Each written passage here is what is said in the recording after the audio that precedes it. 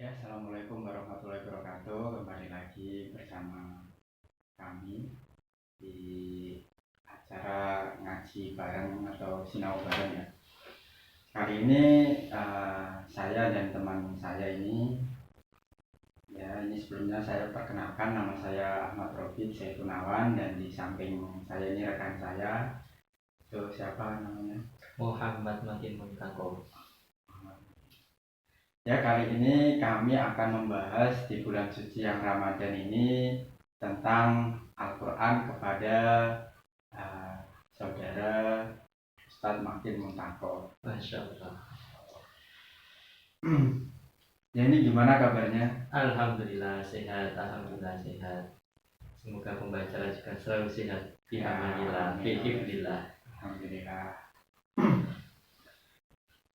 Yang pertama yang saya tanyakan pada kali ini yaitu tentang mukjizat Al-Quran itu sendiri. Baik. Mukjizat Al-Quran sendiri adalah mukjizat dari Nabi kita, kekasih kita, yaitu Nabi Muhammad SAW. Beliau kenapa diberi mukjizat Al-Quran? Tidak seperti nabi-nabi yang lain, seperti Nabi Musa yang diberikan mukjizat tongkat, kemudian Nabi Isa bisa menghidupkan orang yang sudah meninggal, Nabi Nuh atau Nabi Musa yang bisa membelah lautan. Kenapa Nabi kita diberikan mukjizat Al-Quran? Karena apa? Dengan Al-Quran inilah Nabi Muhammad nanti di akhir bisa mengikut umatnya yang paling banyak. Karena apa? Mukjizat nabi-nabi yang lain ketika pemilik mukjizat atau rasul atau nabinya itu wafat, mukjizatnya juga akan ikut biasa dikatakan atau ikut tidak lagi berguna, meskipun wujudnya masih ada. Misalkan Nabi Musa tongkatnya mungkin masih ada, tapi mungkin untuk digunakan lagi tidak bisa. Nah, yang membedakan dengan Nabi Muhammad mukjizatnya Al-Quran, karena Al-Quran ini akan mengawal umatnya Nabi Muhammad yang tidak pernah dibunuh. Meskipun beliau sudah wafat, tapi umatnya akan ditunggu oleh mukjizat Al-Quran itu. Yang pertama. Yang kedua, umatnya Nabi Muhammad berbeda dengan umatnya Nabi yang lain.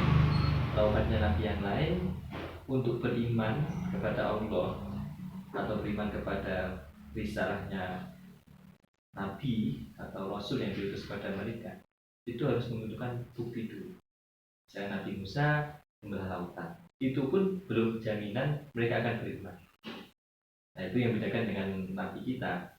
Nah, sedangkan kita umat Nabi Muhammad itu kita umat-umat yang termasuk umat yang semuanya harus bersifat ilmiah, tidak suka atau tidak punya ciri khas yang sifatnya instan seperti mana yang lain harus ada bukti dulu baru beriman. Tapi kalau kita ditinggalkan warisan oleh beliau mukjizat berupa Al-Quran, karena benar-benar dari Al-Quran itu kita bisa menggali, kita bisa berpikir, kita bisa mentadabburi, dan yang paling penting kita tetap mengenal Allah, mengenal Rasulullah dengan Al-Quran itu. Seperti itu. Di Al-Quran ini memang mukjizat yang abadi istimewa ila yaumil qiyamah. Dan yang membedakan kalau mukjizat nabi terdahulu itu hanya untuk umatnya Nabi itu saja. Tapi Al-Quran ini bukan hanya untuk umatnya Nabi Muhammad saja, tapi untuk mubayyinat, jadi untuk penjelas atau hudan linnas, untuk petunjuk semua manusia. Jadi Al-Quran bukan ditujukan untuk hudan li umati Muhammadin, tapi hudan linnas untuk semua manusia. Makanya Al-Quran bisa dieksplor oleh semua manusia. Bagi yang Islam ini bagi yang dari Islam NU Muhammadiyah, semuanya mengeksplor Al-Quran bisa. Bahkan oleh para ilmuwan yang muslim pun banyak yang mengkaji Al-Quran seperti itu. Jadi Al-Quran juga rahmatan lil alamin, bukan rahmatan lil umat Muhammad, rahmatan lil alamin. Seperti itu. Jadi semuanya seperti itu. Jadi itu yang membedakan istimewa Al-Quran dengan nabi-nabi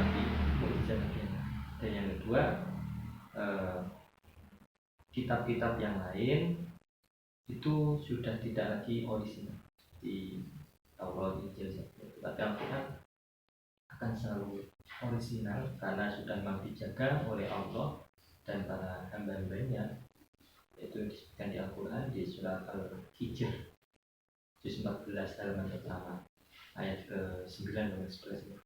Jadi dikatakan inna nahnu nazzalna dzikra wa inna lahu lahafizun. Jadi kami akan menjaga Al-Quran, kami yang menurunkan Al-Quran dan kami akan menjaga. Di sini Allah memakai dhamir kami. Kalau beliau kan satu, jadi kenapa pakai kami? Selain faedahnya ditalzim, kedua, di sini berarti Allah dan hamba-hambanya, termasuk para hamilul Quran, hafizul Quran, seperti itu. Di Al-Quran ini misalkan ada yang mau memasukkan, ada yang mau merubah, itu akan terselamatkan. Siapa yang menyelamatkan ini? Para penghafal Al-Quran, seperti itu. Ya. Jadi sama, tidak bisa dipalsukan, sangat tidak bisa dipalsukan. Bahkan merubah satu titik pun tetap akan ketahuan. Satu titik ini, bukan satu huruf, satu titik ini atau satu harokat itu. Jadi Al-Quran istimewanya di situ. Berbeda dengan kitab umat Nabi yang lain, itu sekarang sudah nggak ada yang orisinal.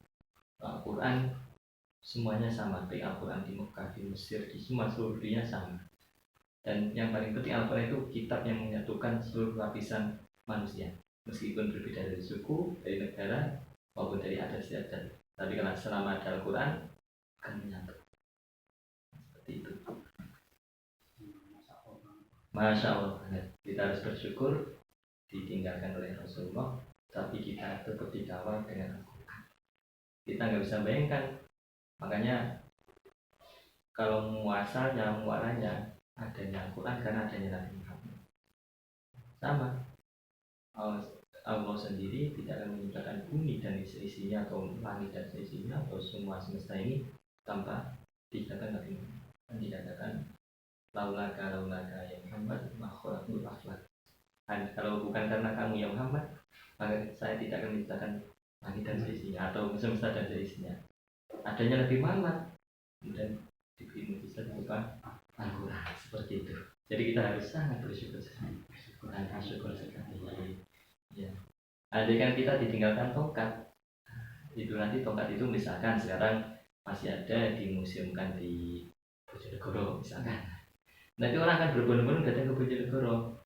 Nah, nanti akan ada dua jenis manusia. Satu suudzon, kedua husnudzon. Yang suudzon datang, masa ini tongkatnya Nabi Muhammad dulu. Coba tak pakai, ternyata sama saja. Ternyata nggak sakti. Berarti bisa jadi Nabi Muhammad bohong. Itu yang orang hasud atau orang suudzon. Kalau yang husnudzon, bisa jadi nanti tongkatnya itu malah jadi dijual belikan nanti. Seperti itu.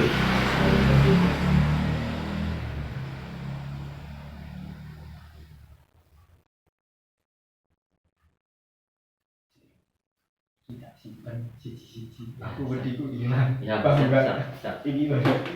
Dipotong-potong ya. Tak Jadi pertanyaan. Bisa disambung-sambung nih. Ya, siap.